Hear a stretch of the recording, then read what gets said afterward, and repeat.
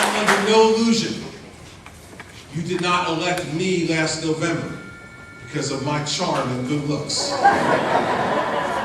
You did not send me to Trenton to run a finishing school.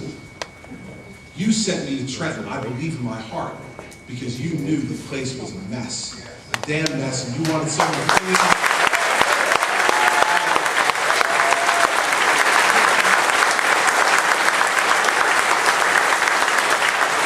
Cleaning up is messy and ugly, and sometimes it requires fighting and pushing and shoving.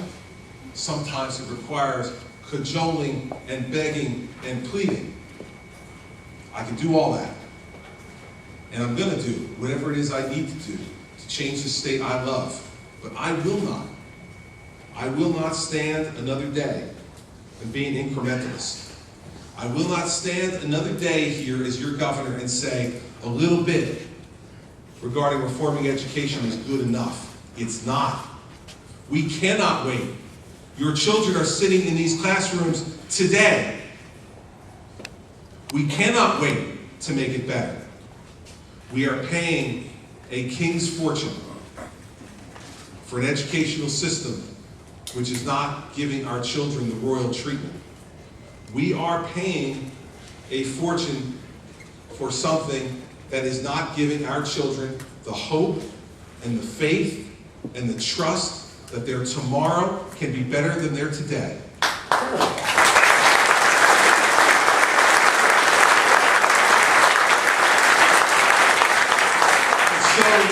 So when you see violence in our cities, when you see drug use rampant across our state, and you say to yourself, why?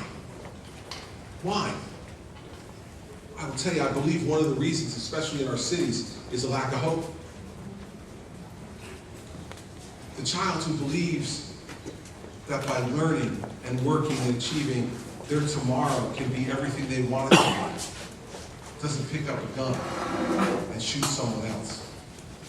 A child who believes that their tomorrow can be filled with riches and possibility and achievement doesn't shoot drugs into their veins. A child who believes that through hard work they can be whatever they want to be. What my mother told me from the day I was born in Newark 48 years ago until the day she died 6 years ago. Christopher, the only thing that limits you is how hard you're willing to work. She was right, because I had an education that made it so. That made me hopeful for every tomorrow, because all that I had to worry about was getting myself out of bed and working as hard as I could. And I believed in my heart, because my mother told me, that I could be whatever I wanted to be. There is not a child in the state of New Jersey who shouldn't be able to believe the same thing. But in Newark and Patterson, Jersey City, and Asbury Park, and Pleasantville, they can't believe that. And they don't believe that. And as a result, they resort to drugs and violence and other things that lessens our society. I went to visit the Robert Treat Academy, one of the greatest charter schools in America, in the city of Newark.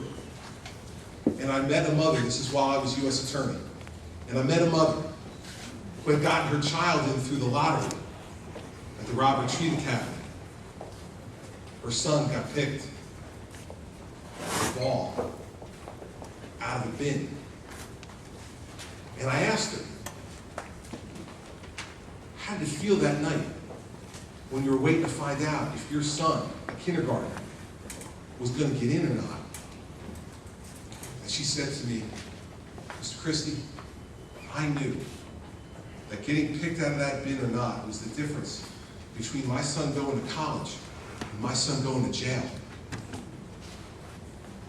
No mother in New Jersey should be confronted with that choice. No mother in New Jersey should be confronted with that reality.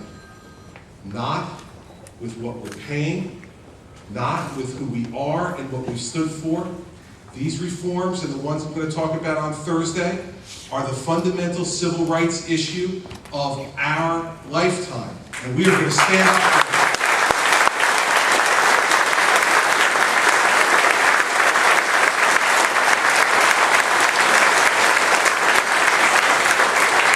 So thank you for coming and listening to me. And now we get to the fun part of our program. The one that you have often seen on YouTube, for those of you who indulge in surfing the internet. My scared staff has a microphone.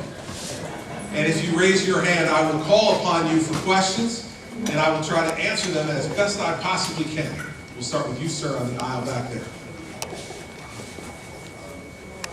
Alan Kahn, I live in Monroe Township. I am a retired educator. I spent 40 years in the system, and I applaud your efforts. I've seen many of the abuses that you talk about, and it is time for change. My question is not on education. My question is on pension. Right now, there are many people who game the system, who in their last years of work, and it's not teachers, who build up a final salary that is way out of line, and we can't afford to pay those numbers based on what's been put in. Is your plan to some way change the system so that retirement is based on base salary only? Yeah, here's what we've done. I'll tell you what we've done already and what we proposed to do 2 weeks ago. What we've done already is, first off, part-time politicians are out of the pension system forever. No part-time politicians can get pension.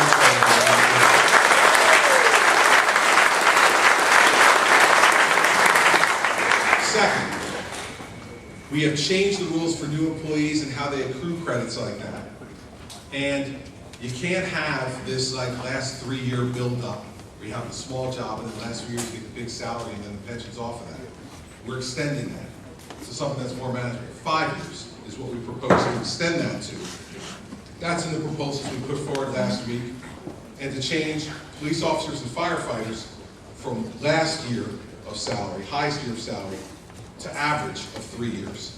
So what we've done is, by expanding the length of time, it's going to make it much more difficult for folks to be able to game the system for 5 years rather than for 3 years, for police officers and firefighters from highest year to highest 3 years, and make that based off of what they actually make, not things like accrued time.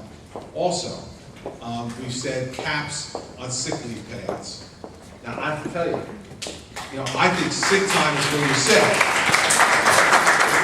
And if you've accrued all this sick time over your career, I think instead of getting a big check, what you should do is go to church, get on your knees, and thank God for being healthy.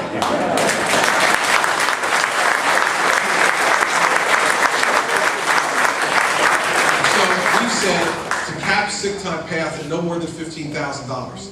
And so some of the things that you saw, like in my home county, Morris County, where 3 police officers upon retirement collected over $900,000 in sick time payout, is ridiculous. And so we say cap it at $15,000 maximum. And what I'd like to move towards is a system like they have in the federal government, where federal employees don't get any pay for sick leave. What happens with federal employees is one of two things. If you retire with a lot of sick leave, retire with a lot of sick leave. Or, while you're in the federal employ, if there is a fellow employee who has exhausted their sick time because they are chronically ill, you can donate your sick time to that person who needs it. Now that, to me, is the appropriate use of sick time. And it's showing compassion towards a fellow employee. That's the system I want to move towards in New Jersey.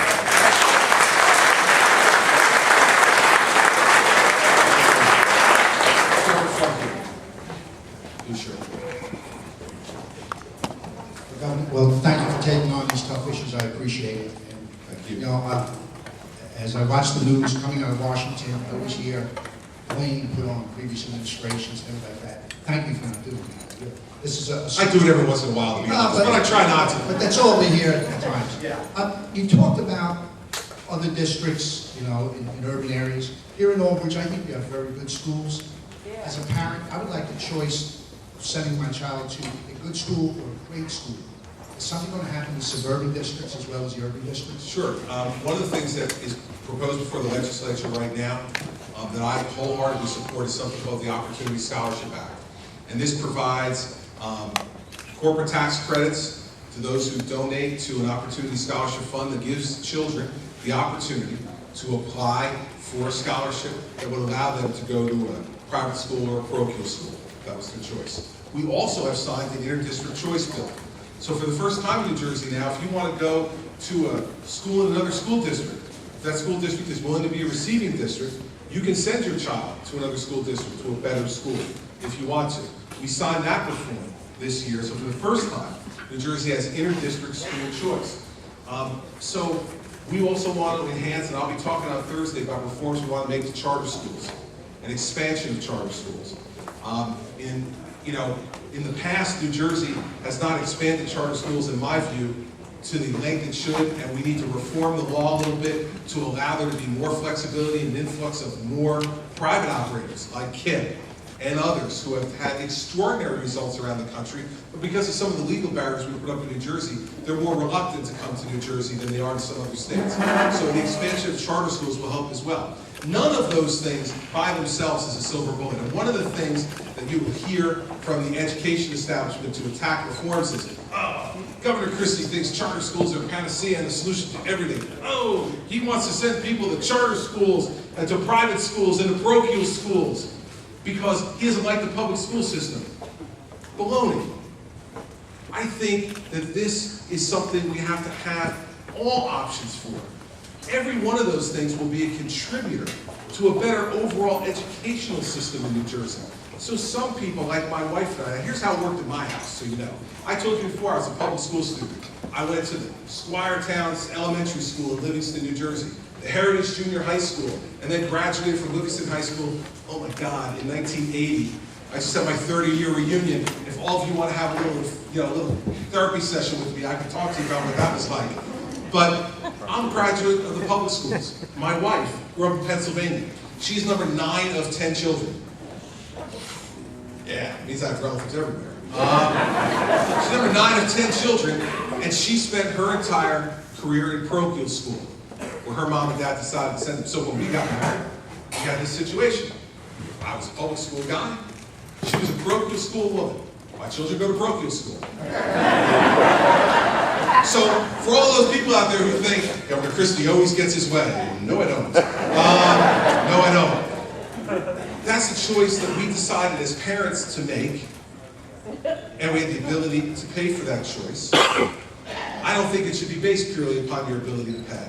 Some people decide a parochial education is better for their children because they want those values that they teach at home to be reinforced from a religious perspective at school. That's a perfectly acceptable choice. We should give people the option to make that choice. Some people like private school education. We should give them the option to make that choice within reason. Some people are going to like the focus and the flexibility and the difference of a charter school. We should give them that choice. And some people are going to say, I love my neighborhood public school. My children can walk 3 blocks to get there. The teachers are really good. I like the principal and they're getting a great education. That choice should be available to them. Don't let people tell you that choice leads to a diminution of public education. Choice is an elevator of the entire educational system.